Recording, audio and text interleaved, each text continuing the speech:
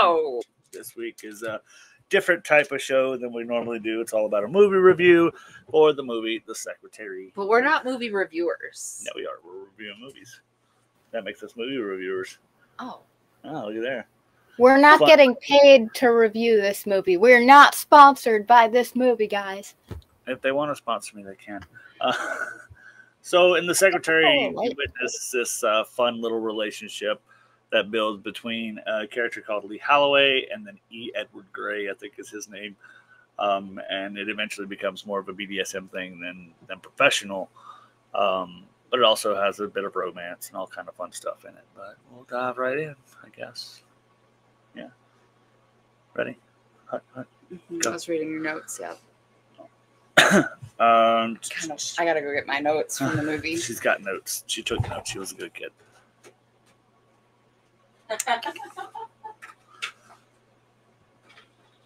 All right, okay, so my notes. So Dream did watch the movie, which is good. Oh, yeah, I watched the movie. So the movie. Do we just want to jump right into it with my notes here? No, there's questions. We can work them in.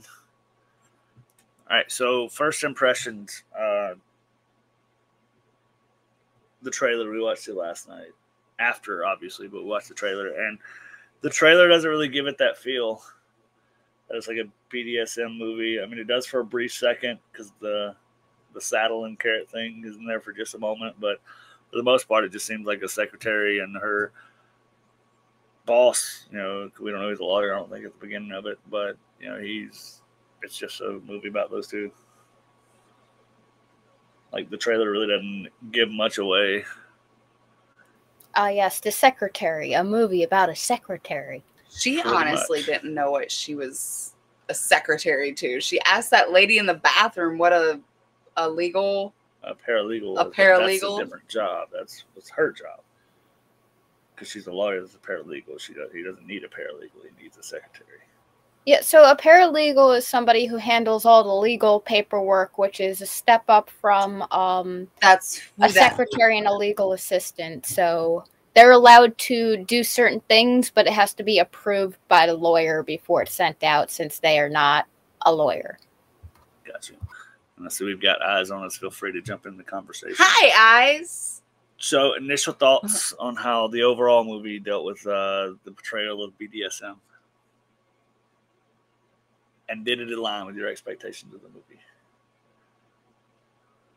Who are you asking? Me? Whoever. Or it's a panel of conversation. Dream. What do you think? I think I came into this movie with expectations that I found out were definitely not what I was thinking they were. What is it you were expecting? I was expecting, like, controversial take, but like at least one ask worth of consent before you start slapping a bitch's ass. Okay. Like, where's this movie? Yes, there's some consent. A lot of it isn't enthusiastic consent in the first place.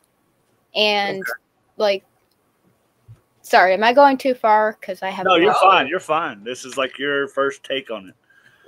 The first, like, couple minutes of the movie, she's coming out of a fucking mental institution. You're taking this girl who's obviously mentally ill and putting her into this situation without asking first, when you know she's already self-harming, and that's not a great thing, in my opinion.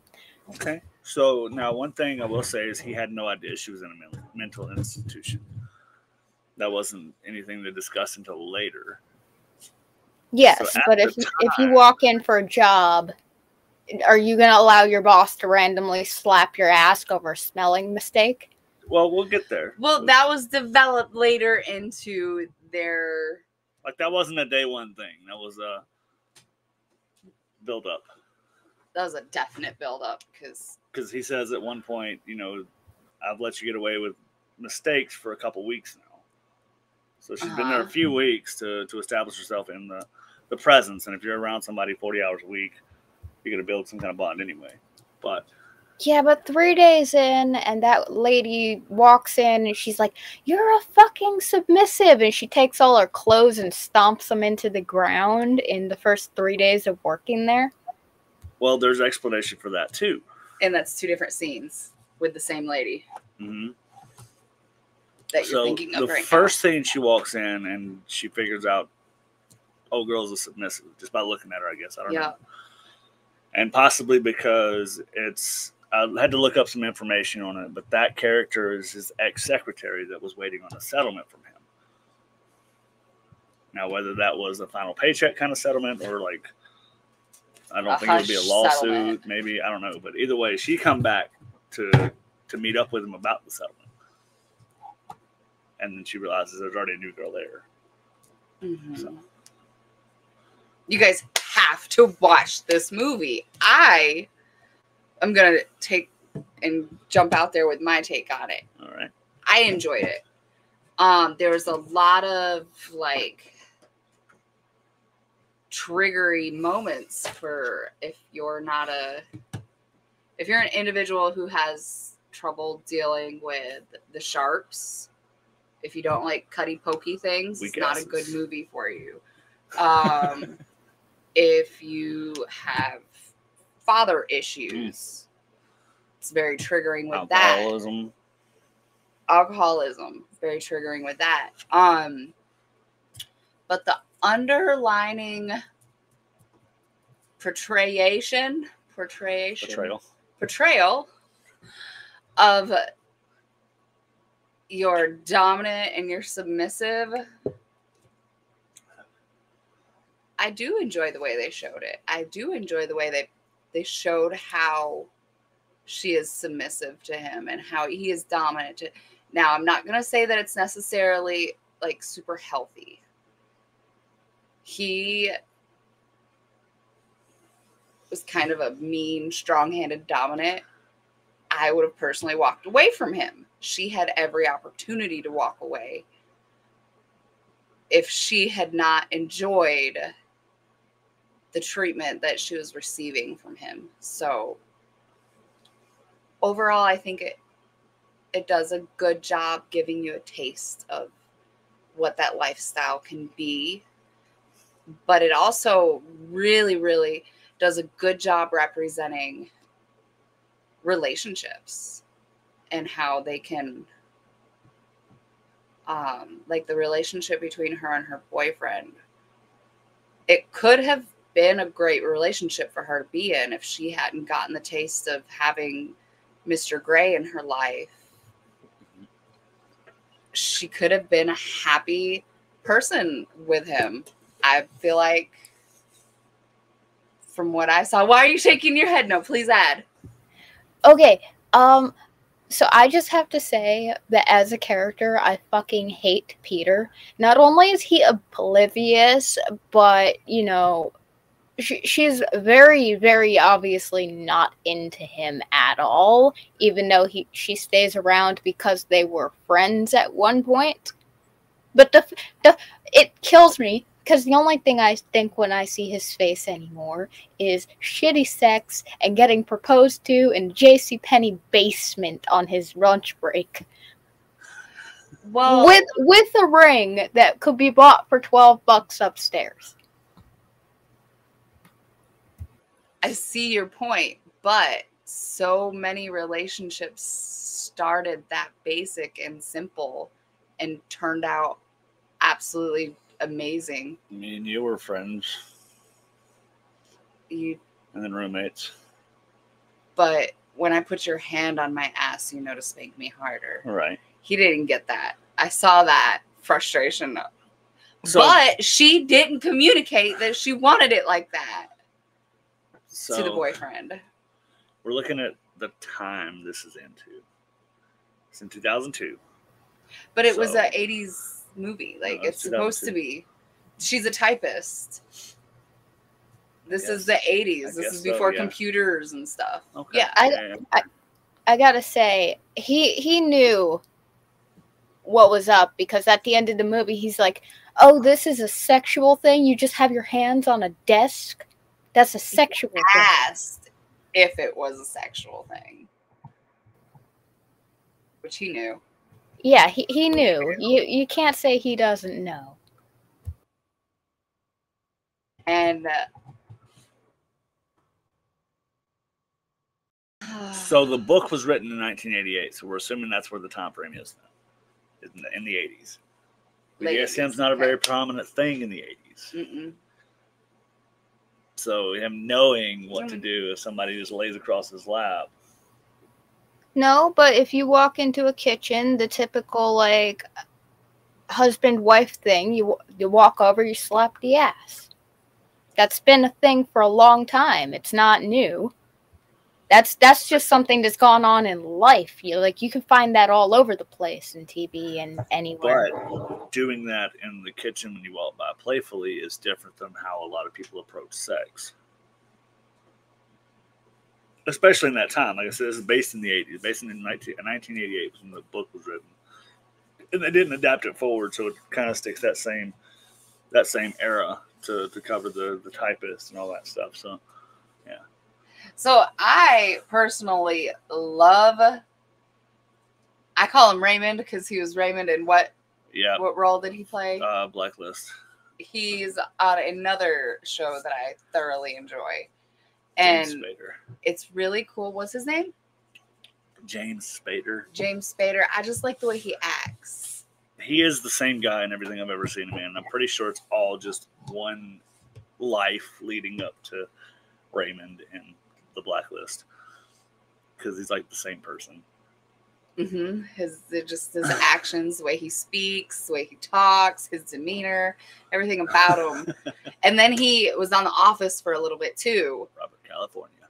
And dude was the same dude on The Office too. Same guy. So like it's so weird the way it. That's probably. That'd be a big reason why I enjoyed it so much too, was because I thoroughly enjoyed the characters, the actors and characters, what they've played in afterwards. But so initially I thought it was going to be like what 50 Shades eventually based itself off of. So I expected a little more BDSM aspect of it, going into it when I had never seen it, it was, it's going to be like 50 Shades. It's going to be this rich dude and this girl, and they're going to fall in love, and he's going to want to change for her and all this other crap. But watching it, I'm like, it's so much better than 50 Shades of Grey. But so, first off, it's his name is Mr. Grey still, so I think that's really funny. Secondly, I am not sure, like, concept-wise, that taking a girl who is fresh out of a mental institution and putting her in some place where she's actually trying to get a job to better herself, and then, doing all this stuff, being a fucking creep, and being, like, at the beginning, you can't tell me that's not abuse because she hasn't agreed to anything. She has no clue what's going on. She's not walking away from it. Do you know how many abusive relationships people get into and they can't walk away from it, or you can't find another job because something in your life happens? Like, I know that feeling. Okay, not only is she not walking away from it, the actress is deeply portraying how much she enjoys it across her face and her body language and the way she portrays her emotions. All right, so let's back this up. You back it up. Back it up. She was put in a mental institution by her parents for cutting. Yep. Okay. Everybody in like 2006 did that shit anyway. But no, I didn't. Most people. Okay. The emo kids were doing it, all right? Anyway. She was emo before emo was cool. But, guilty. So, the reason she was put in a mental institution wasn't because she was mentally imbalanced or insane. She liked the way that felt. You see that in the opening scene at that party. Yeah, that's what my notes say. She has an emotional moment where she's feeling some kind of anguish because her dad's drinking. So she's relieving that with pain, as most masochists do. She pokes herself with a ballerina foot. Right. She wasn't like slashing herself open. She did eventually. You do see scars and stuff like that, but So that's why she's in the mental institutions. She's not necessarily mentally unbalanced. She just deals with this like a masochist deals with an emotion sometimes and does self-harm, which is a common practice, unfortunately. I mean, some people do it to really hurt themselves. Some people to do it, like in the conversation they had right before everything started, to make the inside pain or make the outside pain match the inside. That was one of my favorite scenes in the entire movie. Because they have a really in-depth conversation. Because he sees her on a date. No, he walked in on her with her little sewing kit out, poking her thighs, because that's where she found relief with this. But if I'm not mistaken, it was after he saw her on the date. It is after the date, because he got emotional. Mm-hmm. Okay, so he saw that, and then later that exact day or evening or whatever, he saw her with her little boyfriend on the little date that they were on, and assumed that they were more than what they are. That's what it was. He sees her at the office, and then later he sees her out on the date. And then when they start talking, he asks, if they had sex, and she starts giggling like crazy. And then he asks her, "Are you shy?" And then he tells her that he's shy. I mean, if you watch how he acts, he is kind of an odd person.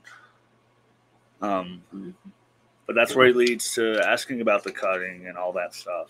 He's a very odd. Building that bond by telling her she will never do it again.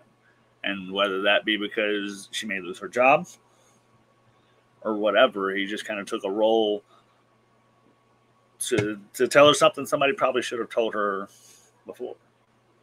To understand where she was at.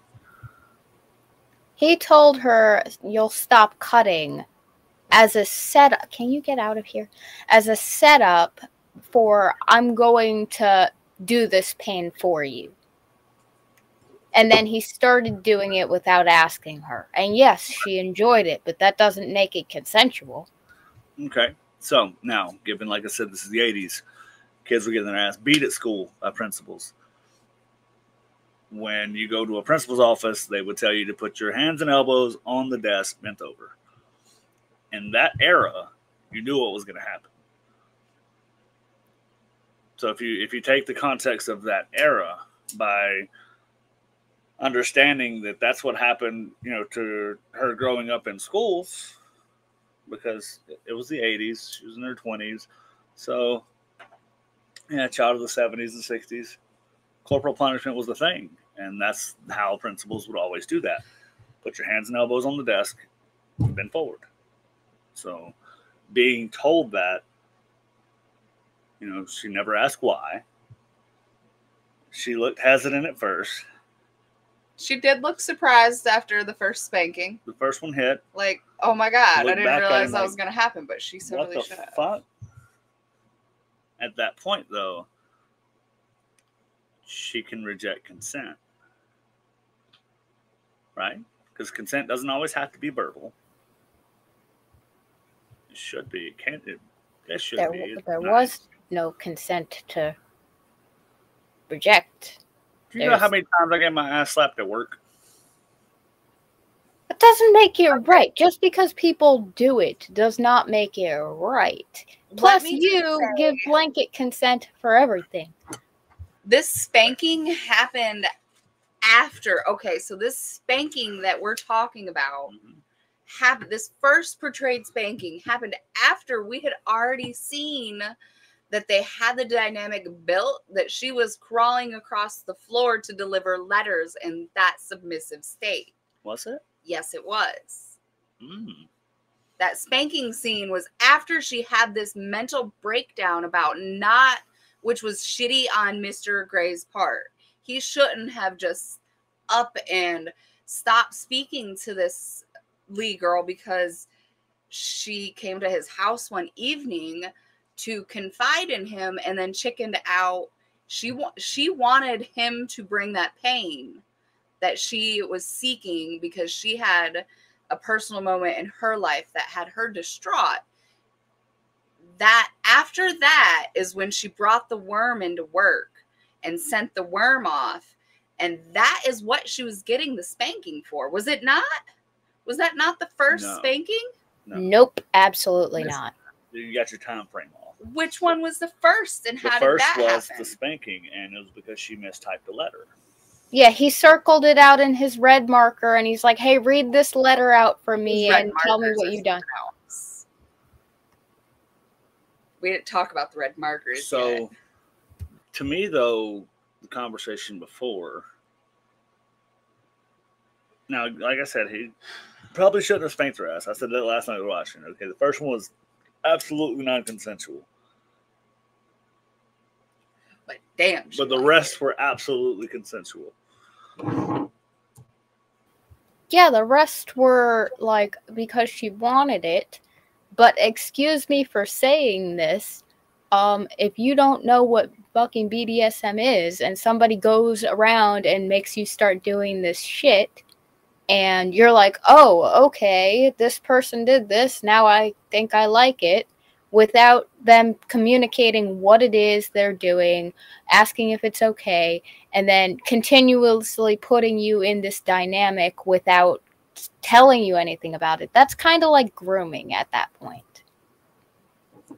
Especially to somebody who's obviously susceptible to doing what others say and having somebody else, like, tell her what she should and shouldn't do, because at the mental institution she's like, I don't even want to leave, because at least my life here, somebody can tell me what to do and keep it going without me having to think too much about it. So she was seeking that structure without even knowing what it was. Mm-hmm.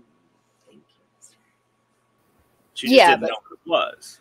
That isn't, like, that's a shitty justification for trying to fill that role when, you know, there's so much wrong with that. It does show her learning, listening to an audiobook. What audiobook was it? It was Life or How to Be a Good Submissive to a Dominant, or something like that. It was something simple, but she did try to educate herself more on what was going on. And I would like to, for the perfect little fairy tale in my head, say that they cut a bunch of scenes out of them communicating that they wanted this from each other.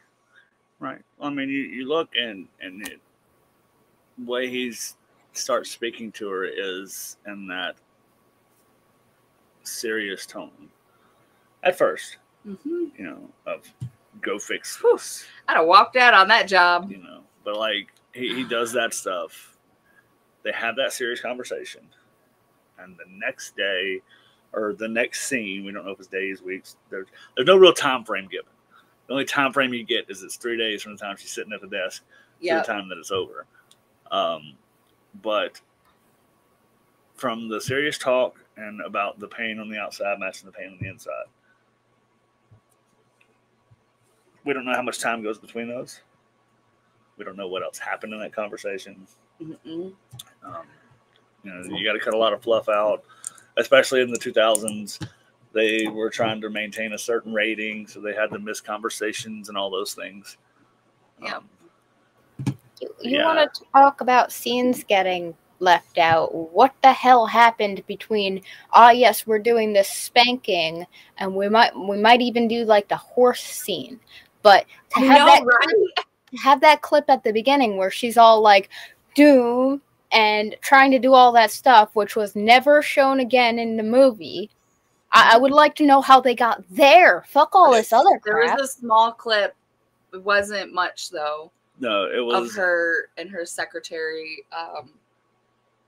What do we call spreader this? bar. Spreader bar. I'd like a better word for it, though. That's what it is. I know, but the actual action of walking like this as a secretary, there needs to be a good word for that. Secretary stunt woman.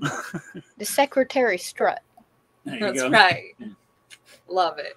But also, my understanding, and they kind of catch it there, is she's telling her story because he's reading the paper about this. I don't know if you caught that. But at one point, when the news is out there, he's reading the paper and she's doing a voiceover. This is her story in the paper. That's what we're getting. This whole movie is. It's her telling her story. Did you catch that? No, I didn't. At one point, it's when the news people are out and talking and stuff like that, but she's doing a voiceover about this, how she came to be and how she fell in love with him and all that stuff. And he's actually reading the paper himself. I should have took notes. I can't remember when that was, but I wish YouTube wasn't a fucking my notes douchebag. are horrible. It says she poked herself with a ballerina foot. Oh, and then the beginning. Oh my goodness, when she walks in for the job interview, like she totally creamed her little fucking panties when he dialed the phone with the fucking dart. Did anybody see that? I thought maybe he had He picked up a dart and like dialed the phone all boom, boom, boom. I'm pretty sure. And she was like, oh. I'm pretty sure it's implied that he's a little bit of a germaphobe with that. Because when he lost the letter, he was going to tell her to retype it. She suggested just dive in the trash. She dove in the trash. She is like. She's his opposite. At that moment in the movie, it made me think of that word that we learned last week on Munch, true sub. Mm-hmm. She's a true sub. She doesn't know it. She just was doing whatever she thought she needed to do to make him happy or to whatever. But at some point, she interrupts him on a phone call with mistake on a letter because they haven't had their dynamic in some time. And he's like, I'm fucking working. Like, leave me alone. I'm working.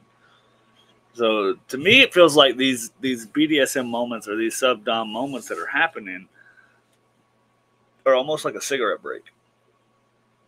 Oh no, how dare she do something that is, not consensual to me while I'm working when I do the same thing to her on a daily basis. So let's talk consent. Were there any moments where they prioritized the clear and enthusiastic agreement? Obviously not, mister. That's like the only frustration I have with the entire movie. Like I said, it was clearly the very end in like the last 2 minutes worth of show when they were after they got married. Finally get to see her titties. Hold on. Yeah, you finally get to see her titties. They got married, and then he asked for consent. There were a couple times there were in consent. So, like I said, when she bent back down after she got spanked the first time, that's consensual because she knew what was about to continue happening. She could have been like, fuck you, I quit. Don't do that. Something. She was very, very let down. Her face showed how let down she was that she came on instead of spanked. All that, yeah. There was that too, but that was the worm. That was the worm. The worm thing, I think the worm was most significant because he is a germaphobe. She put a bug or a worm in a letter and put it on his desk because nothing was getting a reaction out of it. No misspellings, no nothing. Nothing was working. So she did like the one thing she knew would trigger him to punish her. And then in the end, the 3-day hunger strike was consensual. She even said that she wants to sit there multiple times. That doesn't... Okay, at that point, the thing I have to say is just because it's consensual does not mean it's okay. He literally got her looking like skin and bones at the end and then picked her unconscious ass up and dragged her back to bed. He carried her. But once again, that's it. That's all you got. Milkshake. Yeah, milkshake's all it takes for. It's okay. It started with a milkshake, and then he carried her to the bath, and that bathtub, y'all. Holy fucking shit! I want a bathtub like that.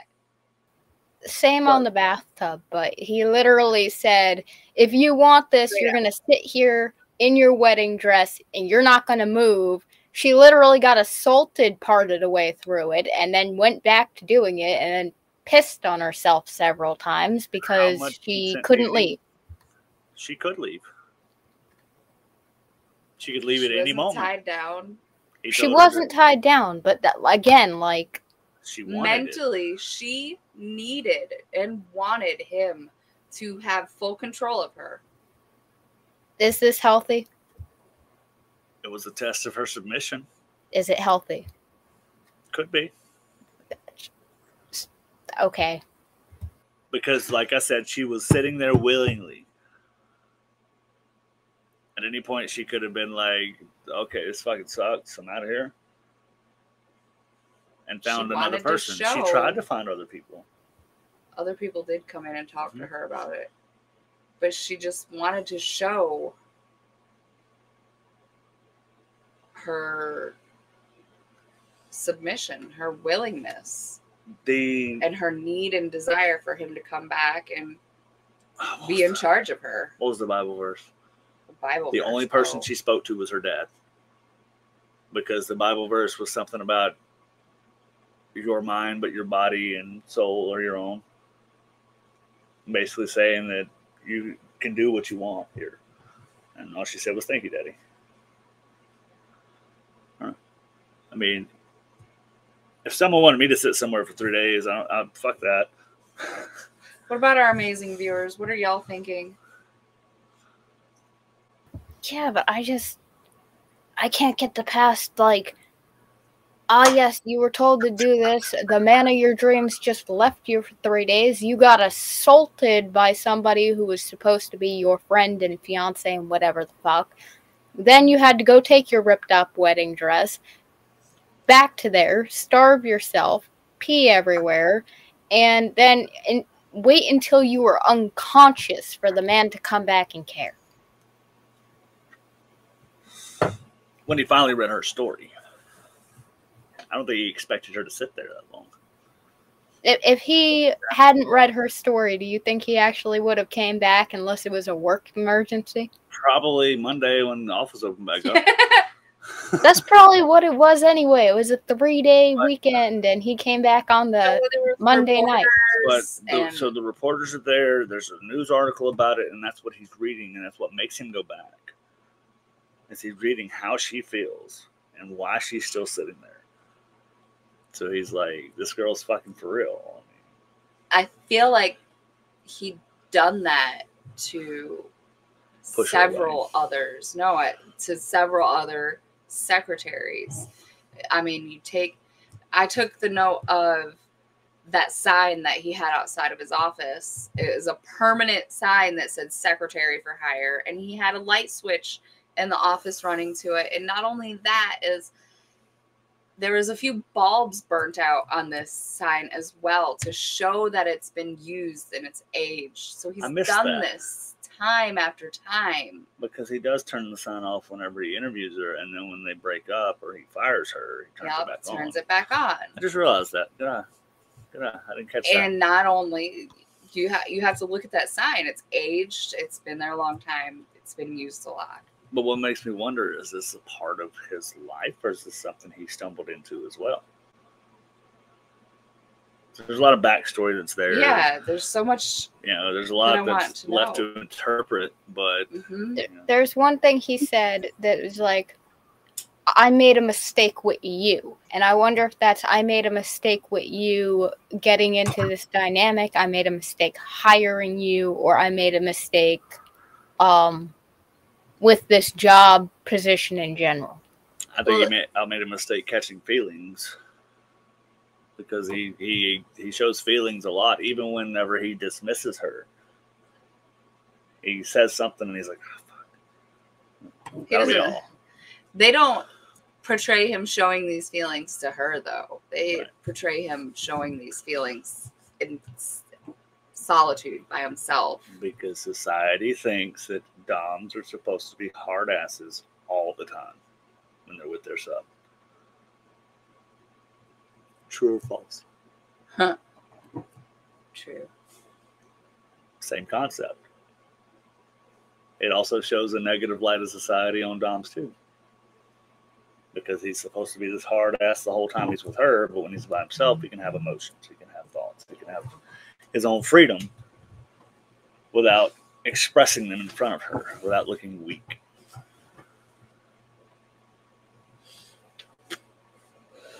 What you think there, Dream? I think that we have very different views on this movie. I think it was really important for the writers to show that. Reading the story is next on my list now because apparently there's more to it.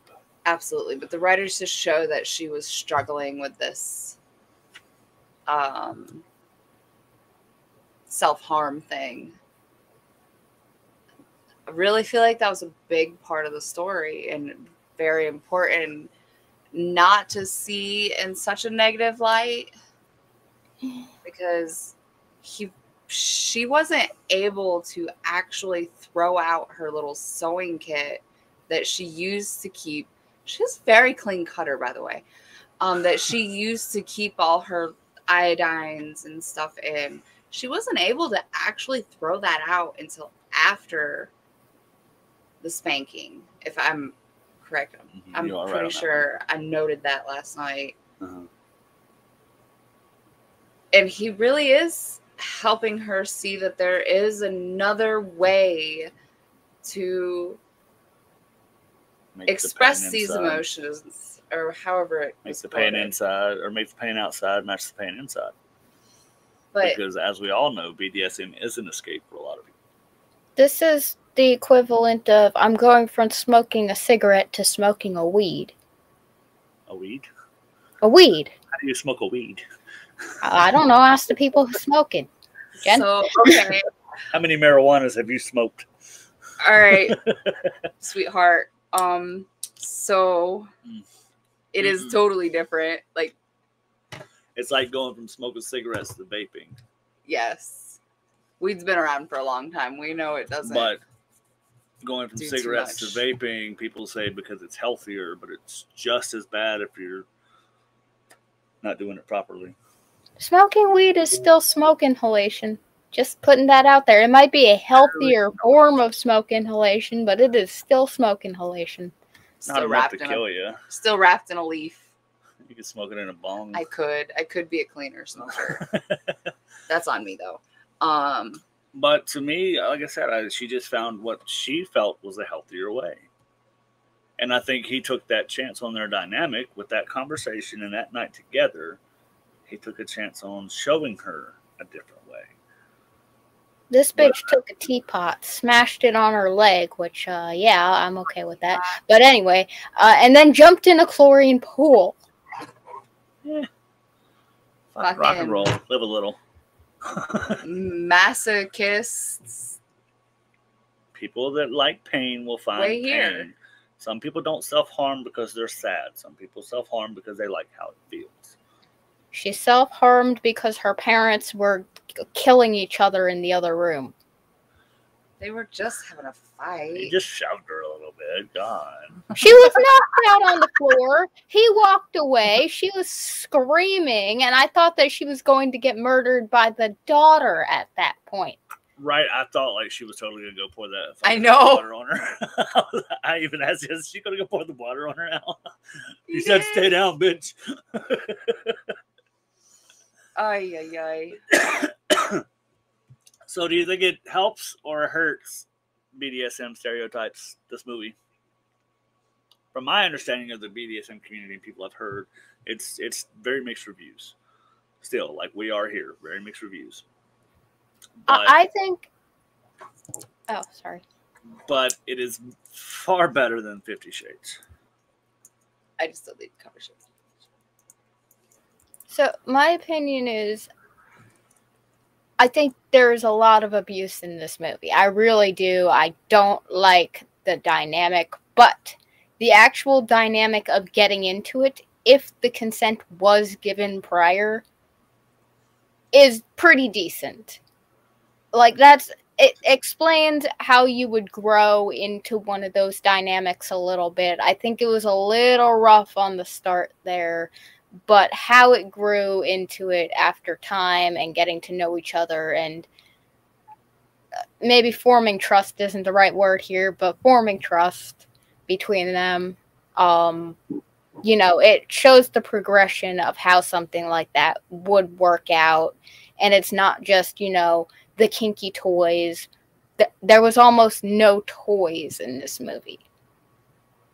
This is just like how you would start out a very like dominant, submissive relationship, sadist, masochist, you know, without any tools.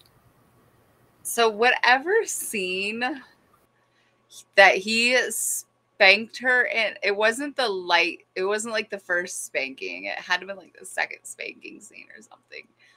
But I couldn't stop laughing.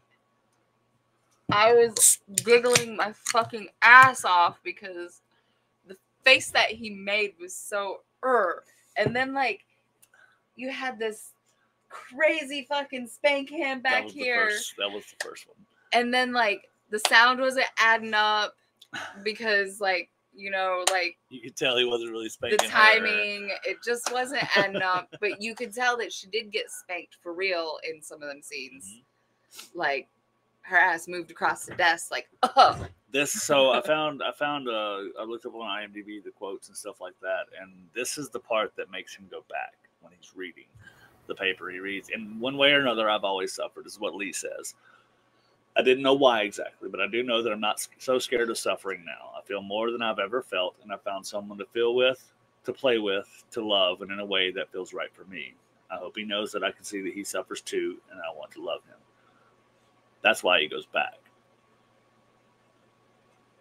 Yep, I remember that now.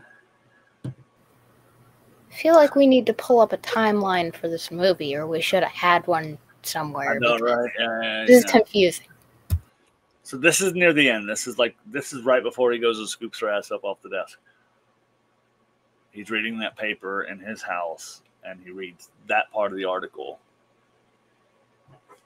And that's how they imply this stuff, is she's talking out loud, but you finally see that he's reading in paper. So how about you guys? How do you feel about the dynamic building? I thought it was great. I just liked how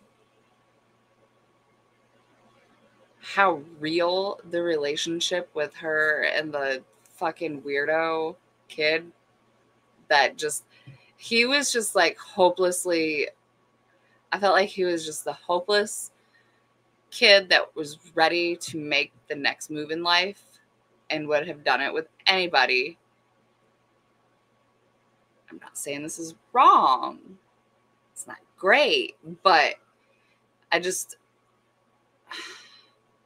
really appreciated how they depicted all aspects of her life and what made her tick and what made her happy, and the way the actress herself made her face glow in the right fucking spots. Like after she was told the 4 peas and the half a scoop of mashed potatoes and all the ice cream that you want. And then just all of the little things that when she was walking through the park for the first time, because he gave her permission, and it was like he was, do you have that quote right there or something? Will you read it? I took a shortcut through Hawkins Park, and it was this, if I had never taken a walk by myself before. And when I thought about it, I realized I probably never had taken a walk alone. But because he had given me the permission to do this, because he insisted on it, I felt held by him as I walked along. I felt he was with me. At the same time, I was feeling something growing in Mr. Gray, an intimate tendril creeping from one of his darker areas, nursed on the feeling that he had discovered something about me. The next day, I didn't even bring my cuticle scissors or my iodine, but I did make another typing mistake. That's right before the spanking scene. They had the conversation. Then they bond that way. And the next day is when he tells her to walk. She can walk home. He'll tell you, Mom, No, fuck off. You're all home. So that bond was built there. She felt it growing in him there. So it says that she knows something's happening. She just doesn't know what.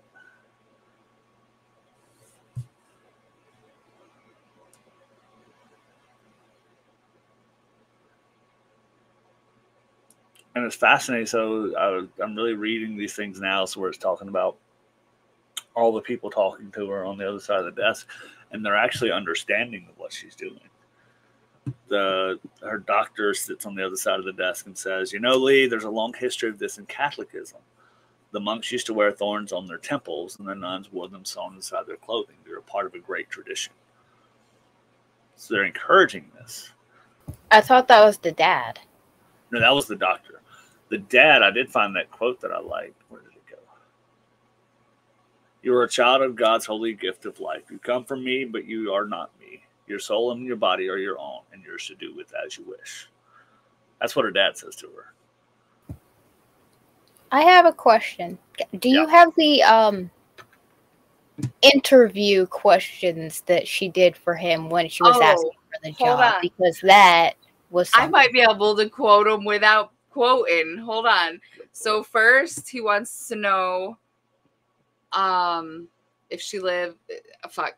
Do you have it? No? Okay. Fuck. We want to know if she's got a boyfriend. If she lives alone. She's like, "I live with my parents." Are you pregnant? Are you pregnant? Plan on becoming pregnant? And then, do you plan on becoming pregnant? Do you live alone? Do you see how these questions sound? There it is. Are you pregnant? No. To be honest with you, though, no. Fuck, I've been asked these during a job interview before. Right, because do you have kids? Are you going to have kids? Do you have a way to work? But the way he asked them was a little weird. Not really. Are you pregnant? pregnant? No. Do you plan on getting pregnant? No. Are you living in an apartment, a house, alone, with my parents? Siblings? Well, my sister's going to live in the backyard in the pool house. Are you married? No.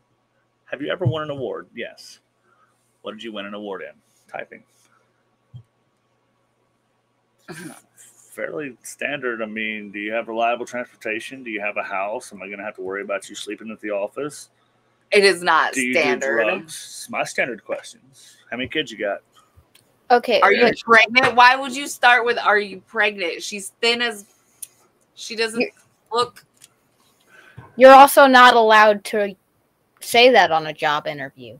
It's not now times. It's then times. It's the 80s. You do whatever you want. Totally allowed to do that then. Are you sure? Yep. Oh, yeah. Should I ask people those things? You got any kids? Well... You married? No, but like asking like, "Hey, are you pregnant or are you planning on getting pregnant?" The other ones are pretty okay questions because they don't have to do with your medical status. Just set them out of order. Well, in that situation, though, you need somebody that's going to be there at the office. Doesn't need to run to doctors all the time. They're fairly standard questions. Okay, audience, what do you think? Yeah, audience, what do you think? Because nowadays they can't ask that question. Please weigh in. Now I gotta Google this. Can you ask?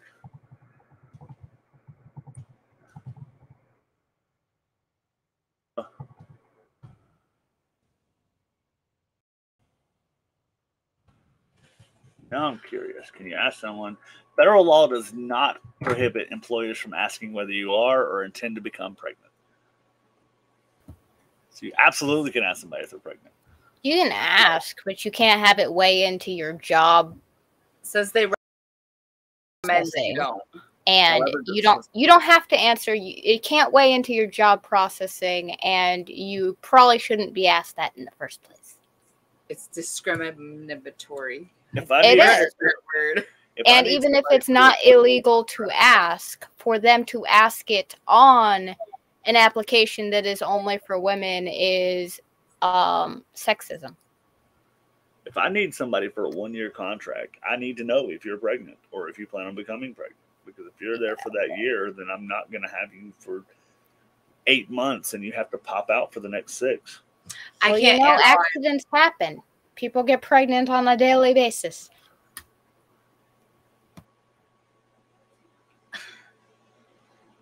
I feel like there's more to him asking these questions the way he asked them than innocent little mister over here fucking... Yeah. I took him to be a professional when I first listened to him. He sounds like a stalker. He sounds like an absolute stalker. He was not. No, he was very intrigued by her. Yeah. And not a professional point of view intrigued, other than her typing skills. And he said himself she was overqualified for the job. He tries to deter her from the job anyway. If He you also really want to be a secretary, it's gonna bore you to death. You've outscored everybody. She says, "I want to be bored."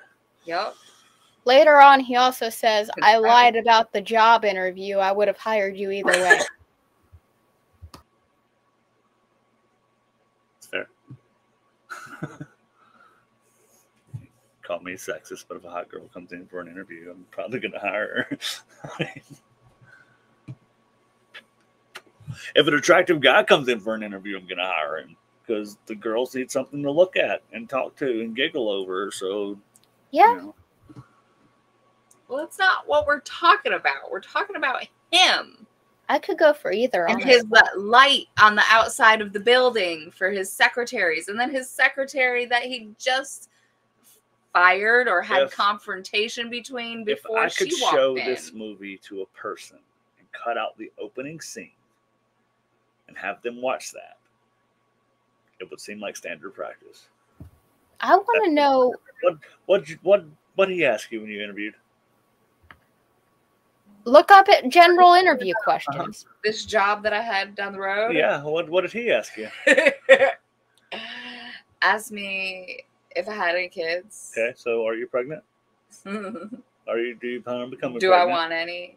Do I have a boyfriend? What he asked. Did I have any tattoos? Kids? Are you married?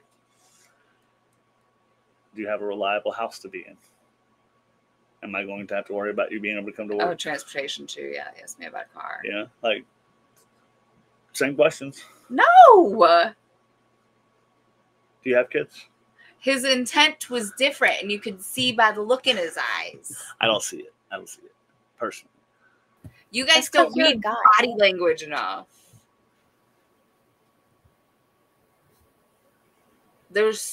Okay, we're calling him a creep, right? Hold up. We're calling Mr. No, okay. In the beginning, yes. Throughout, he did very creepy things, yes. Please look up interview questions, like general interview questions. Please look them up.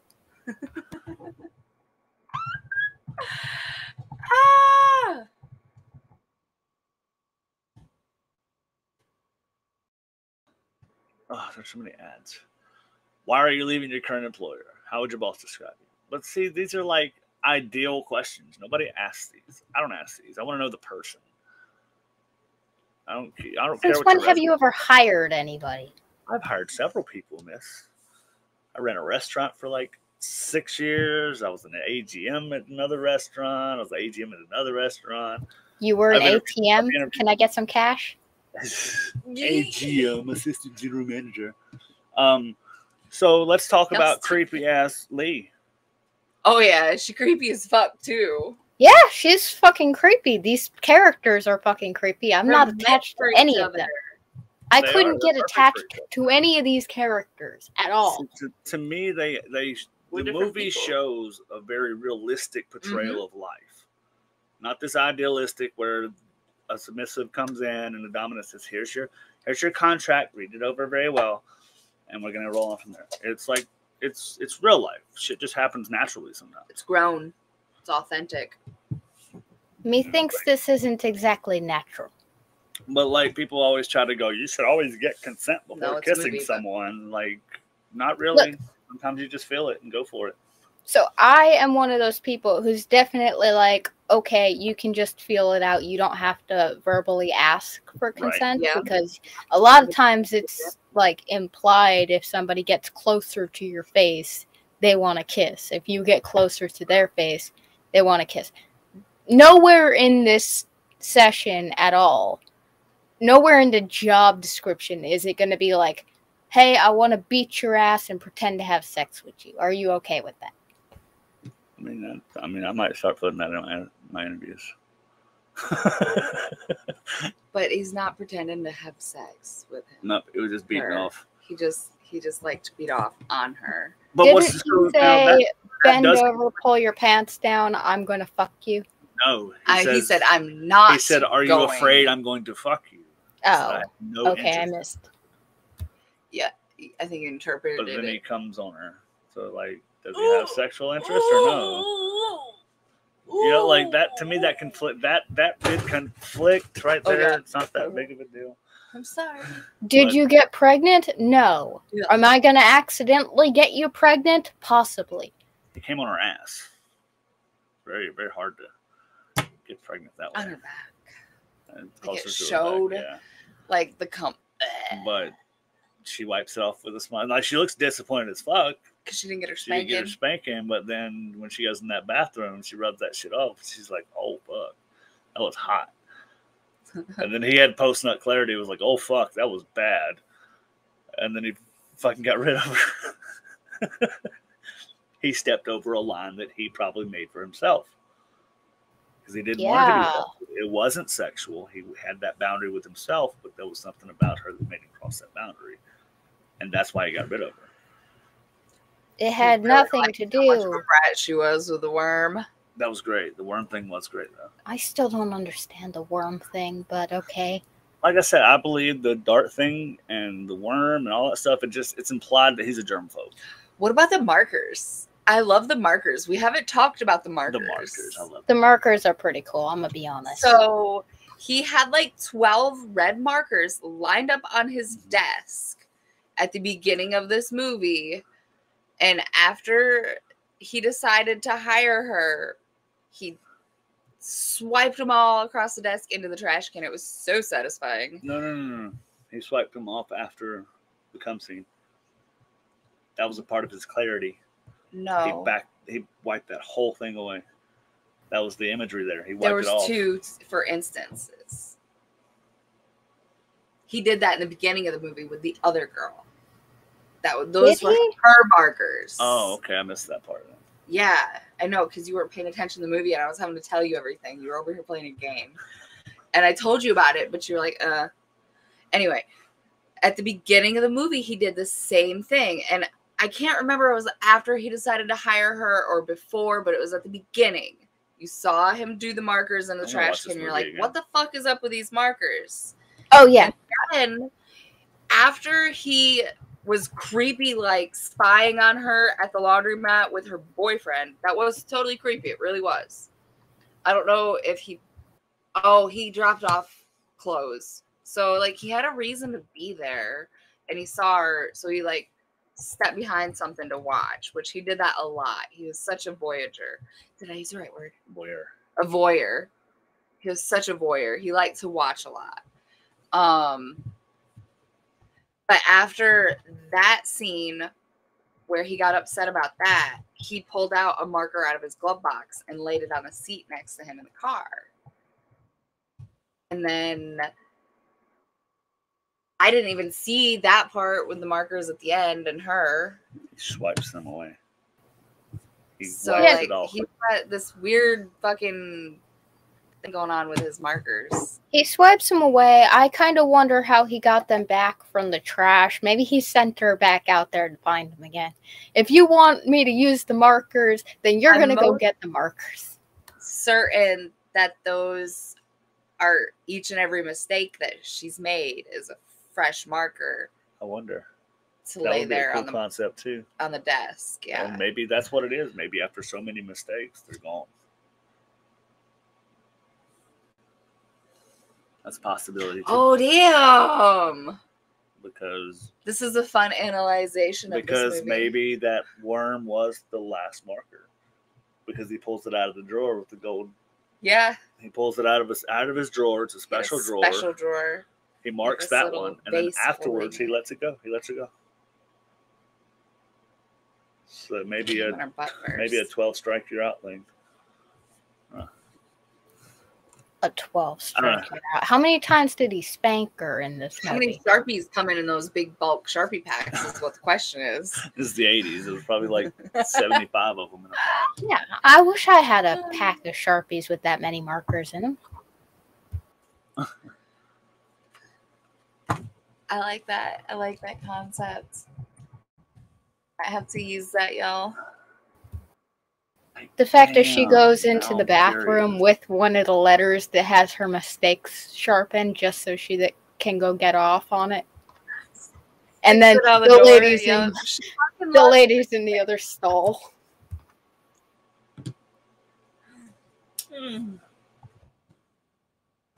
Let's see, I wonder how much. Like, damn, girl. I wonder how common this is. The paralegal's been there. Like, she's a part of it.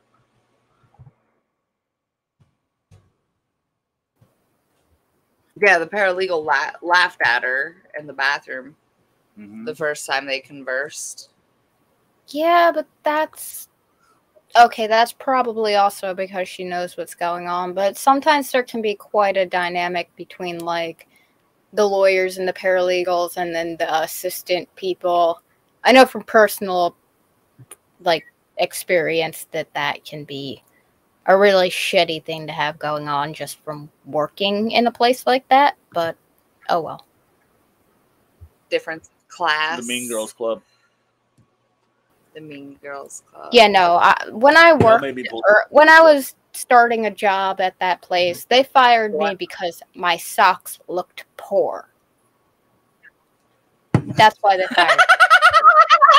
I'm sorry. Okay, there's the beat off scene. I'm sorry. Poor socks. Hold on. So I pulled the movie up. I'm Great password. I'm tired of guessing. Poor socks. This is right after. What are you trying to guess? This is right after he comes on her. Okay.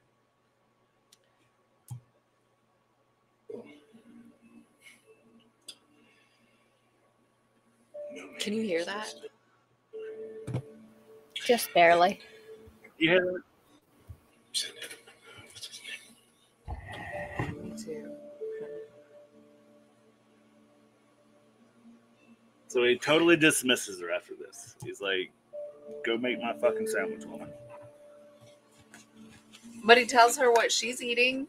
So he still keeps the dynamic, like... Right, but she's looking at him like, well, fuck, that wasn't what I expected. Because she didn't express what she wanted. So he puts that marker back in there. I could be wrong. You may be right. That may be the only scene that the markers get swept away. But right now he's showing, like, complete regret. Well, like, he also goes and smashes everything here in a second, too. While she's masturbating, he's, like, smashing the office. Oh, yeah, because he got fucking cum on his pants. He made a mistake. That's why he did that, because he made a mistake.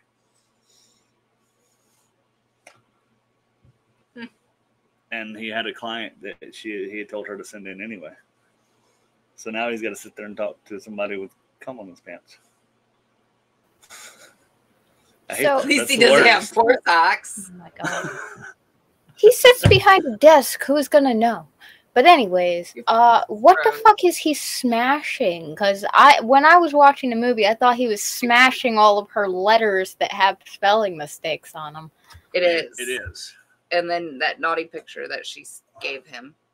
Why did he hang up all the spelling errors? That looks so unprofessional. I guess nobody comes in the office. I was wondering the same thing. I really was. So he sleeps on the floor. Now I'm watching near the end where they where he's reading the paper part. I wonder if Miss Holloway is even willing to starve herself.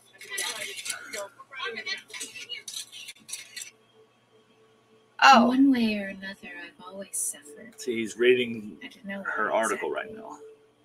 But I do know that I'm not so scared and that I want to love him. And then he shows up. So, like I said, maybe he didn't think she was still there. Maybe he thought she left whenever he called. Oh no, he was watching when the he's fiance been watching the whole he was time. watching that night when the fiance came in. Yeah, he's That been was- watching her the whole time though. He's been keeping up. He watched her get assaulted and then left for bed at night. Yeah, it wasn't his problem. He wanted to know if she was willing to fucking. And I And guarantee then the paper article just solidified everything for him. But yeah. I can promise you that a lot of submissives, not all, not many, just a lot, have been put through tests by their dominants to see if they want to be their submissive. Yes. That Most of was his those test. tests don't involve assault by somebody breaking into your office, but go Nobody ahead. broke in. He told him. He told him she was there. Go get her. He calls him. He's like, hey, your fucking Beyonce's in my office. I have to add like this little disclaimer that if this drama wasn't cycling within this dynamic, it wouldn't have been worthy for the big screen. If movies, So- what did you say earlier about if movies portrayed, Real life, they wouldn't like. well, it'd be so boring. It- BDSM movies and this kind of shit would be so boring to watch. Okay, but hear me out. If anybody here or in the audience has a BDSM movie or TV show suggestion that isn't a walking consent violation, please let me know. I don't know. I think I feel like we differ a lot on that concept of consent in this movie. The only thing I feel wasn't consensual was the first spank, and at the same time, it feels like it may have been the implied kind of consent of the pain on the outside matching the pain on the inside, and him telling her not to cut anymore. So she's got to get that pain somehow. That's not consent. That's telling somebody not to self-harm and then harming them yourself. Fix Dream. Dream was is just frozen. I don't know driving what's me up with nuts. her. I cannot. don't It's know. very important for me to see facial. Dream just, I think her camera's off. Is my camera off? I You're can't see you. Absolutely nothing now on the stream. It's crazy. You're invisible. So invisible. Ooh, Dream's invisible. Now your camera's off. Now we got a black screen.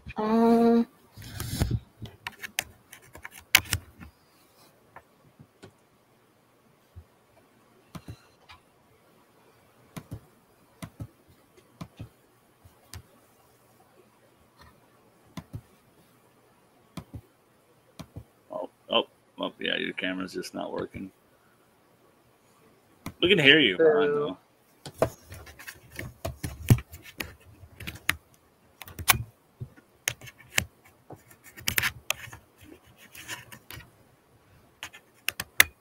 So what else?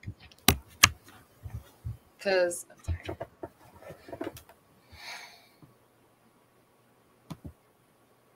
How does society affect their relationship? Okay, well, I guess I'm just gonna stay like this from now on. She was reading or listening to a book, How to Come Out as a Submissive or Dominant. That's what she was reading.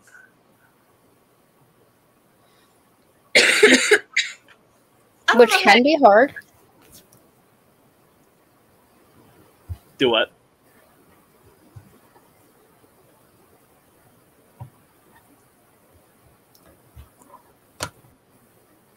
What did you say? It can be hard to do that, like, if you don't know what's going to happen next, and you don't know what that lifestyle is. Obviously, she's trying to educate herself But in that education, it also means that she wasn't very educated before. And you got to start somewhere, though, right? You think the first time I spanked somebody on the ass while we were having sex, I asked them? I mean, I was like 13, so no, but still. But I spanked her, and then I seen how she liked it, if she liked it or not, and then we just kept going from there. Not It's like gonna if we try acknowledge something it. new. It's like if we try something new, we try it, and it's like, I don't like that. Okay. Or if nothing's said, then carry on. So I'm sitting over here thinking about how the movie portrayed society taking her. And I remember her family looking at her like she's fucking Looney Tunes when she ate her 4 peas and 1/4 of a scoop of mashed potatoes. Yeah, in the end, her mom or her sister or something brought her a little lunchbox with 4 peas in it. Yeah. So it really showed like The everybody acceptance embracing and accepting for her to be who she is. because it also showed in the movie that her mom had to lock up all of anything sharp in the house under lock and key, and then after this relationship develops between them, she was able to come to her mom after she'd thrown out her own little secret kit with her ballerina foot in it. Pick it back up. She was able to tell her mom that, I'm okay. You can unlock that now and put those back throughout the house. And I think they all realized that it was helping her. It's therapeutic.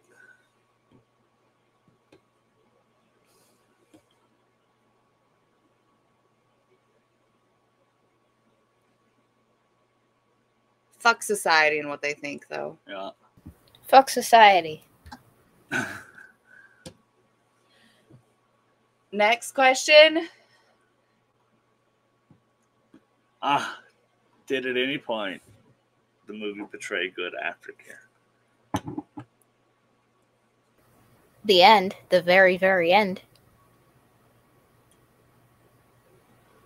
Where he, got her something to eat after letting her starve for 3 days, and then gave her a bath to wash all the crap that was on her off, and then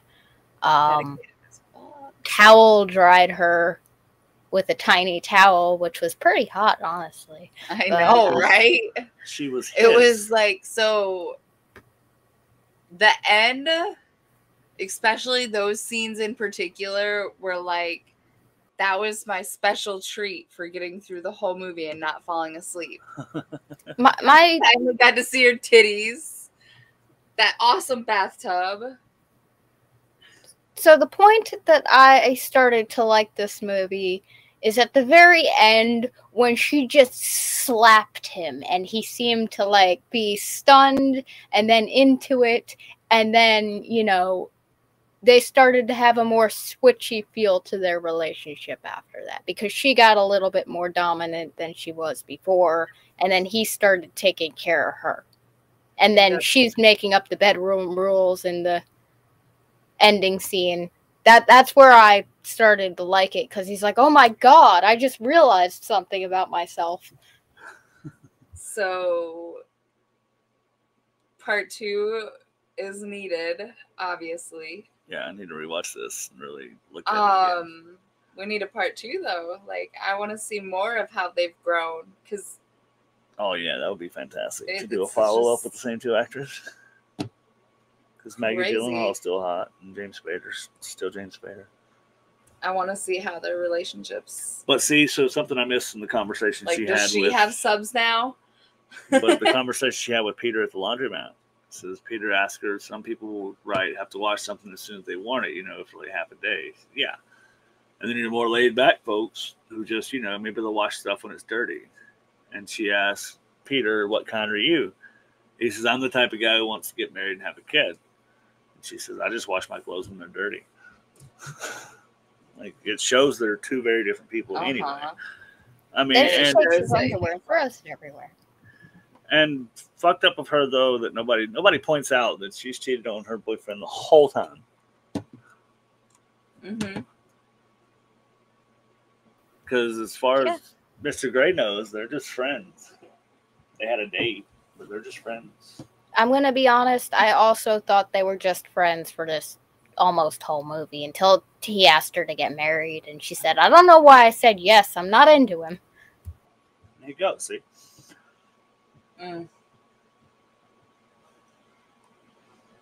So they weren't just friends then until the end. It showed their relationship progressing. They were like dating and shit. Like, he stopped by that one time to pick her up for lunch, and she had to send him away because she was getting her punishment for the worm, right? No, yeah.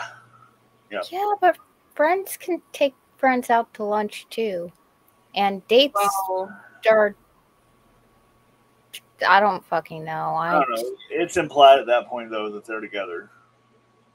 I'm not good at the 80s, okay? Don't judge me. So there's a part here. This is after he has the post-nut clarity, and I think it's because he realizes he's catching feelings. It's not just a professional relationship at this point. They're not just a dominant submissive at work. You know, she shows up at his house. Mm-hmm. That's when that happens. Mm-hmm. And so she says, after that, after he turned me away from his house, he put me back at my old desk, and he just stopped doing it. He threw away all his red pens. I kept making typos, but he just treated me like a regular old secretary. And after a while, I began to wonder if that's all I was.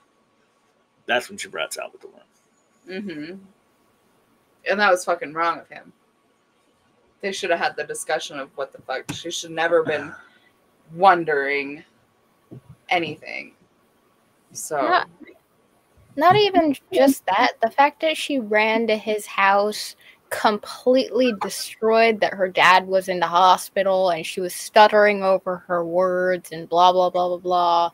And he didn't even stop to like, hey, what's wrong? Well, she kind of sucked it up and masked it and was like, not very well. You got to review those cases. He's like, oh, not very well. Had she asked him or said what was wrong, it might have been different. If you come up to me all disheveled and I'm like, what's up? Then you're like, well, nothing. Got to make sure you're at work tomorrow. Okay. He's a very face value character. Mm-hmm.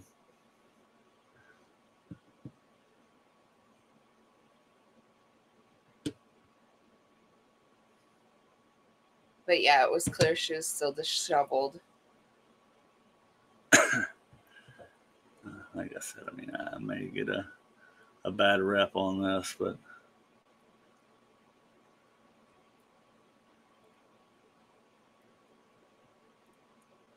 I don't see very much wrong with it. Hey, you're back. I can't hear you now. I'm you mute yourself. There I am. There you are. Oh, and that's the same conversation, by the way. So he kind of like establishes a dominance without establishing a dominance, where he tells her not to cut herself again. And he says, you know what I want you to do? I want you to leave work early. You're a big girl, a grown woman. Your mother doesn't need to pick you up every day. I want you to take a nice walk home in the fresh air because you require relief, because you won't be doing that anymore.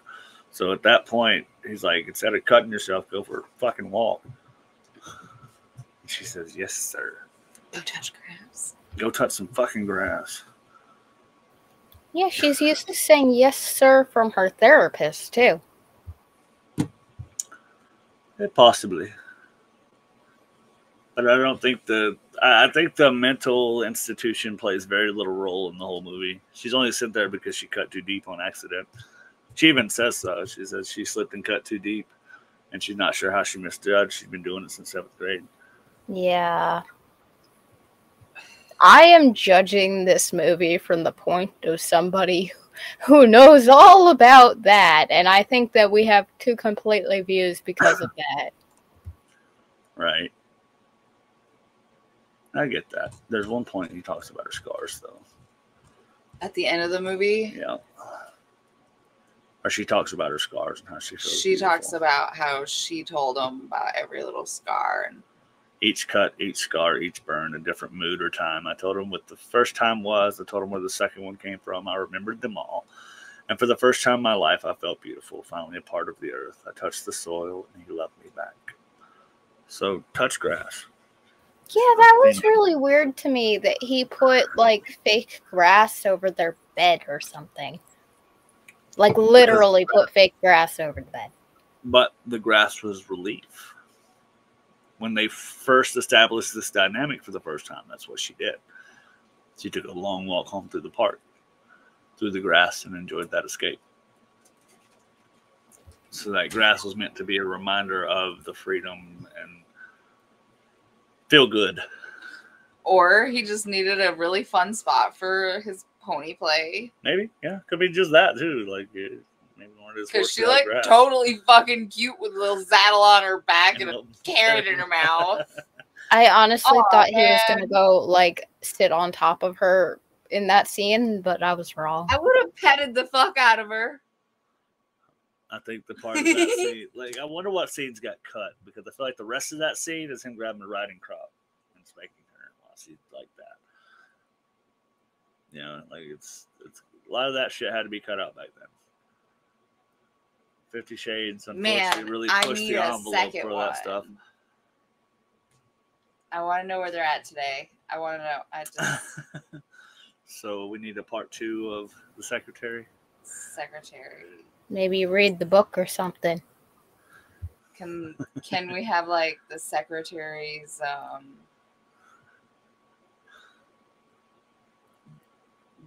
yardscaper, lawn keeper? Just do a fucked up sequel and just call it Mr. Gray. And ta-da, now people can see what a real BDSM movie should be. Because it wasn't focused too much on that. I like that. Like, it was a part of it, but it was more their struggles as individuals than it was the dynamic happening. The dynamic was just an escape from their realities of him being a lawyer and having all this bullshit to do, and then of her being, you know, fucking treated like a child by everybody. She got to be an adult in a situation. And probably helped influence that too. Oh, that's just me. Highly recommend watching the movie. Yeah, you know. Go ahead and watch Blacklist and The Office as well. Watch everything James Spader, and then, yeah, you're going to understand that James Spader has been playing the same character his entire filmography, and Yeah. The Traveler of the Multiverse. no, it's the same verse. I think it's the same universe. Yeah.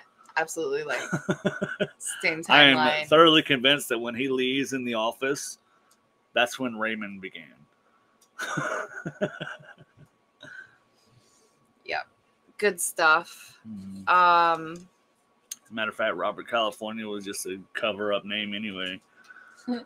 So you even find that out in the office. So I don't know. I like the movie. I think the movie, if you don't overanalyze it or haven't been through traumatic things or dealt with things like that, then it's pretty good. It's fairly realistic. It's deep. It's real Lifetime movie vibes. Like, It's realistic. You know, it's not all yeah. and Mr. Gray with his contract. It was, he felt something, went with it. And even after he spanked her the first time, he waited. Like, you good? We good with this? She was like, damn, bro. And then, like, went back to it. like part 2 has to show them taking that damn sign down. Please. Or maybe we can have a part 2 where they are the dominants for new secretary. Okay. I'm down. my Margot God. Robbie, if you want to be the new secretary, I'm down. I agree. Oh my god. Noise. Nice. If we had the money, you guys would be making that movie. Oh, fuck yeah. I would like a male submissive in this movie as well, please. Can we get Okay, well, fine. We'll get fucking. Can we get Jake? Jake Peralta, you want? Yeah. You want to get Andy Samberg to be the? Oh God, that'd be awful. Awfully awesome. That'd be crazy. Oh, I need to write him and tell him he's a parody. 50 Shades of Grey. Oh boy. Oh, I'm down. Write it all down, and then when we're millionaires, we can actually pull it off. So how did okay, with the last little touch of this movie and stuff like that for this episode, how do they compare? I know you said you've never really seen 50 Shades. You just kind of heard this and that, and I watched the shit. I haven't watched the third one, but I've watched it, and yeah. So it's like the concept to me, from what I understand, is similar, at least. You got your rich guy who works in an office, and you have this girl who's like gonna be his secretary, and kinky shit starts happening with nobody knowing what the fuck's going on until later on in the movie. Can I point out this young, naive girl? And it's both. Now, also want to correct that she doesn't go in to be his secretary. She goes in to interview him because her friend can't. And then that's how they establish a relationship. From my understanding, Right. She doesn't work for him at all. For the 50 Shades? Yeah. In 50 Shades, she doesn't work for him. It's not like a boss-secretary dynamic. Oh. He meets her, likes her, and then starts to try to court her with gifts and things like that. And then they establish like a relationship kind of deal. More than anything. Yeah. We gonna have Okay, to well, I was misled by the trailer. Yeah, it seems that way. Like I said, she goes in to interview him Do because her remember friend is watching sick. that now. And so, like, Yeah. she's just asking him the questions and stuff like that. But he, if I remember right, he goes off script and, like, makes her ask some weird-ass questions, or they have, like, just a regular conversation or something. But either way, the movie gets a bad rep for a lot of good reason. But at the same time, the one thing people bitch about is the spanking scene in 50 Shades where he smacked the shit out of her, like, hard. And she just freaks out and runs out. Like, afterwards, like, you could have absolutely used your safe word that was in the contract that you guys negotiated. You know, like, he was playing by the rules they established. And a lot of people don't get that either. They have a contract. They have all this stuff written out. And whether she did the typical thing, didn't read the contract fully, which they sit down and negotiate this contract in the scene. I need to watch the rest of this movie. Oh, man, you stinked on me, didn't you? No? Okay, sorry. I mean, I can both agree and disagree with that. Like, yeah, you can have a contract and you can talk about anything, and she didn't use her safe word and blah, blah, blah. But you also kind of have to keep an eye on people and, like, figure out what's going on. And if he was continuously, like, spanking her did she run out while he was spanking her? Did she run out afterwards? If I remember correctly, we gotta it watch was- this shit. Yeah, we're gonna have to watch it. But if I remember correctly, it was after. Okay, so he didn't even attempt to do any kind of aftercare stuff. He didn't talk to her afterwards or anything. What I think, like I said, I'm gonna have to watch it again. But if I remember correctly, he does the spanking stuff. It goes too far for her, and then after she just runs out. You're a monster or some shit like that, and he doesn't have a chance to even begin to give aftercare or talk to her. But that's actually a pretty decent example of how people can react despite the ideal of it. It's something that happens quite frequently, is that people get caught up in a moment. They can't think of their safe word, or they can't, like, talk or whatever. Like, yeah, it's there. Yes, it's in the contract. Contracts don't mean shit, by the way. If you're going to get legally fucked, you're going to get legally fucked. But people actually do that, and it's a really not great thing to do for both parties. Like To I said, just run. I think the movie gets a bad rep. Just, you know what? It's the Nickelback of BDSM movies. Oh my god. In a lot of cases, like in your case, you haven't seen it. despise the movie, but you haven't seen it. So how do you know it's inaccurate? And I think a lot of people that are into BDSM dismiss that movie before they've even watched it. Spoilers. I mean, just like with that one particular scene, though. I mean, yeah, it happens. People do go nonverbal, but she was not nonverbal. She was just taking it to see how much she could take. And if I'm not mistaken, he talks to her through the scene about telling him when to stop or when it's too much. And she never does until after she freaks the fuck out. Well, this ain't one-sided either. Right. But if you're not telling me if it's too much, and we're obviously communicating. Well, then, yeah, she's in the wrong. Exactly. I think everybody just tries to bash him because there are so many bad dominants out there that watched 50 Shades or said they watched it and took the idea from the trailer of what it was and was like, oh, I'm a dominant. And who knows? Maybe there's actually some character depth to the movie. I don't know. I feel like there's a lot more character depth going on in the movie that we are actually talking about today. This secretary. Yeah. I enjoyed diving into it a little deeper. I wish I had more answers. The nonverbal is a big key in this movie, and I think the actors, because of the skill of the actors, the nonverbal stuff is what you have to look at. James Spader's by no means some B-list actor. Like, he knows how to portray the nonverbal things just as well as the verbal actions and the actions and all that stuff is. So, like, if you get a chance to watch it again, pay attention to the nonverbal things more than you do like the action and is this violation of consent and all that stuff. Go into it with the thought on her face. Go into it with the thought of this was somehow discussed. Well, if you go into anything with the thought that this was somehow discussed, it's going to change the entire thing. All right. I feel like there's more to it. There's a cut scene somewhere. Oh, there probably is. You know, and they cut it because it's boring. And a lot of movies do that. They cut out boring filler, but it's essential to the people watching. It's essential to anybody who wants to actually be into it. And for me, that kind of kills the vibe. All right. Like, I get it. It's a pretty good movie, and I liked the ending of it. But it really killed the vibe with a lot of what was going on. Like, yeah, it's pretty realistic in a lot of aspects. It shows the dynamic. It shows fucking Peter. But, like I feel like a lot's left out of their relationship as well. Yeah. For him to be that in love where she's like, you know, I mean, like, there's more to it than that.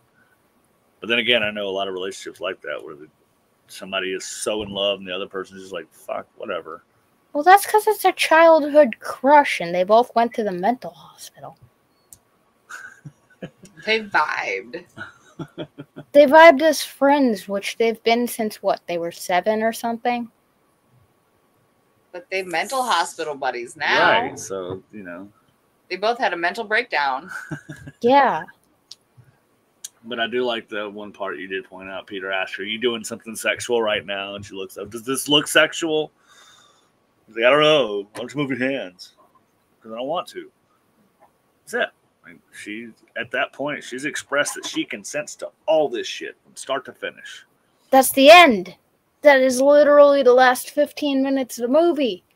I still say when she stood there after she got spanked the first time that the consent, although people don't like to say this, it can be implied.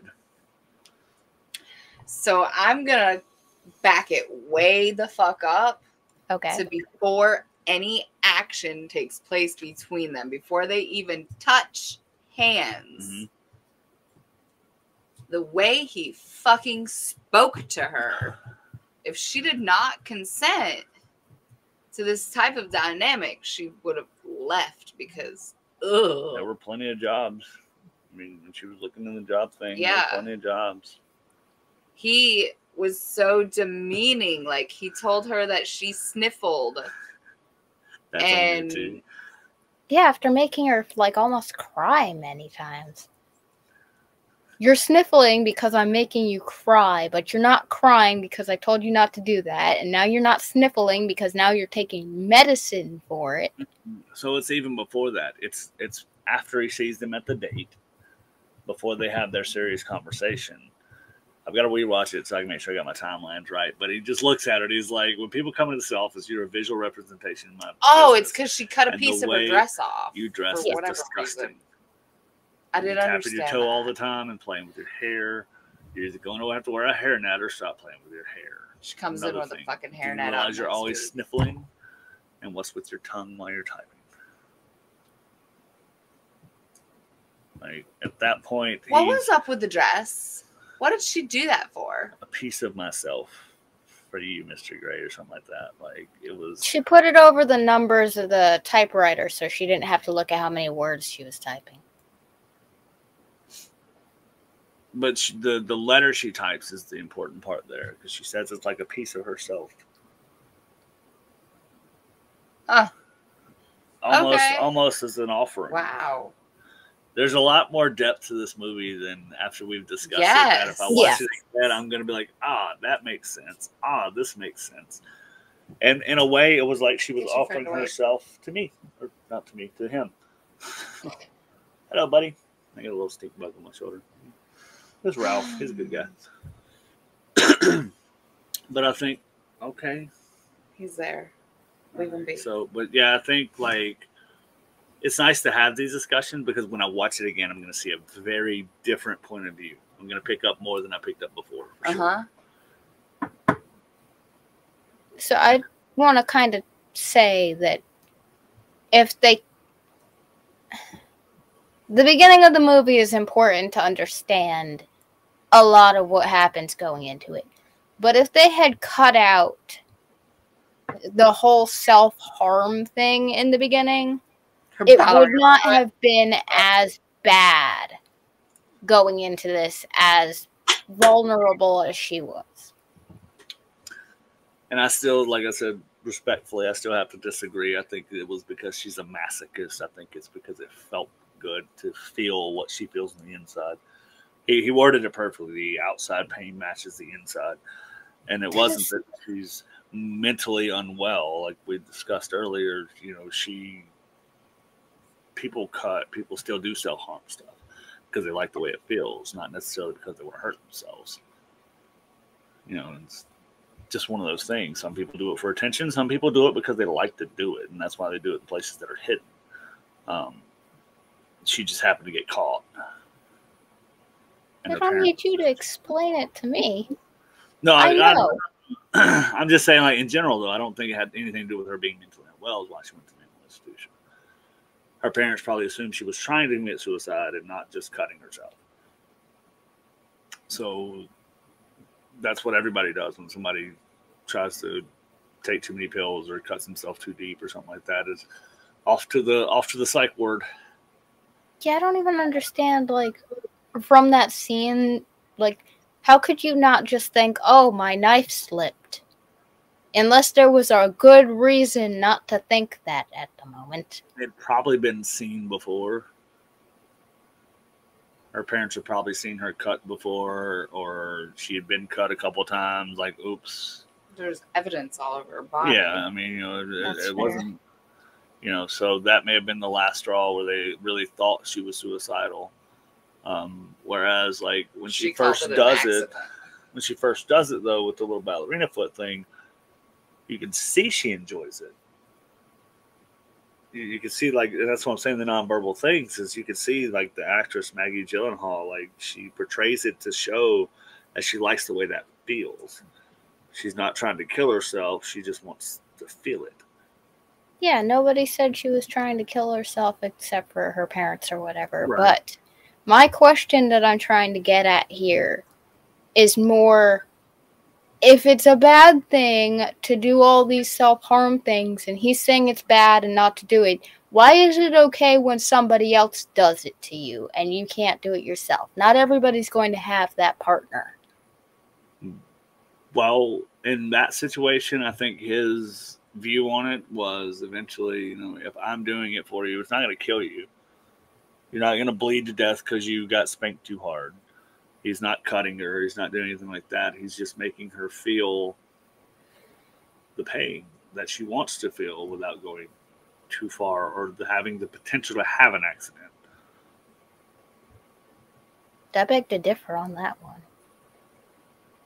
Not knowing how somebody's bodies work, I personally know people who have died from such activities, and it's not, that is one of the most like harrowing things that can ever happen to you, is that you're in this lifestyle and you're talking to people and you're having fun, and then all of a sudden you get a call one morning, hey, something's happened with my partner, they died. And it wasn't even something serious like we would usually do. I mean, that's just like life, though. You know, if I spank you and you die, then you probably had like a heart condition of some kind. I don't think the spanking would be the part that would kill somebody. I mean, if you have a like bleeding, clotting condition and you don't disclose that, that'll kill you. Her ass was black. My view on it was he was giving her a new release. I saw her have that, like that release of, like you said, in her face. You could just tell how much she liked it. And that gave her a new way to have that release that honestly was seen a little better by society. Like everybody in her life saw this as a better fit for her than using her little sewing kit.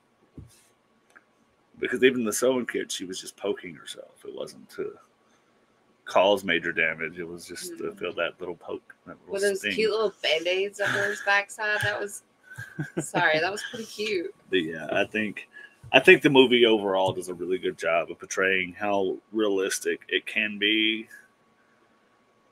with, you know, consent violations, but is consent being implied, taking it too far, you know, falling in love or developing feelings for someone you're not supposed to. I think it covered all that pretty well overall. 4.5 stars.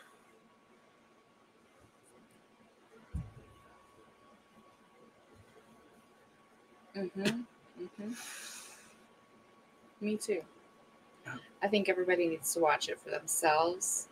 I'd like to know what you guys are thinking out there in the airwaves. And I guess it's time to watch 50 Shades of Grey next.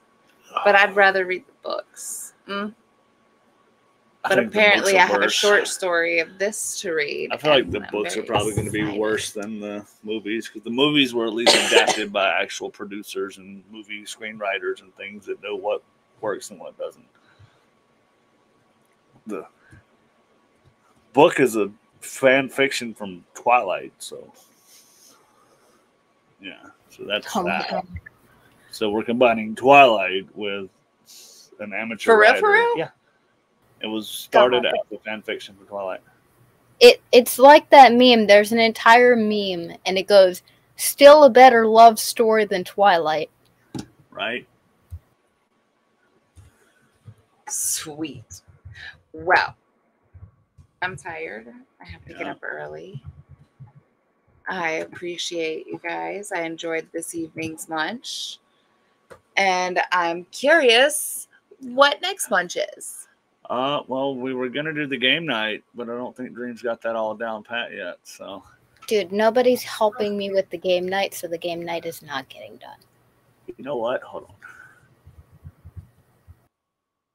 I have been asking for like 8 months now for somebody to help me with the damn game night. I believe in you. That's what I say. You can believe in me all you want, but I'm not some kind of like sci-fi fantasy nerd or whatever. I would like to give you a hand with that. Wow! Okay, we're doing jokes tonight, I see. I am a comedian.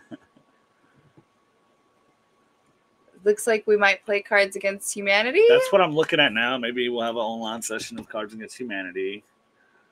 Huh. Oh shit! I may or may not even be here next Monday. That's fine.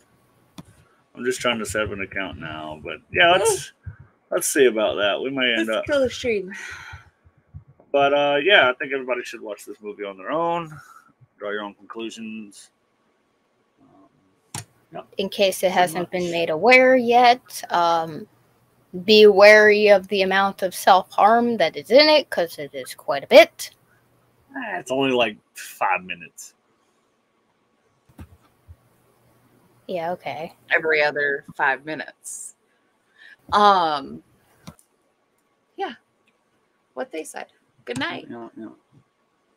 Okay. Good night, everybody. Happy Monday. Happy Good Monday. night. Have a good week.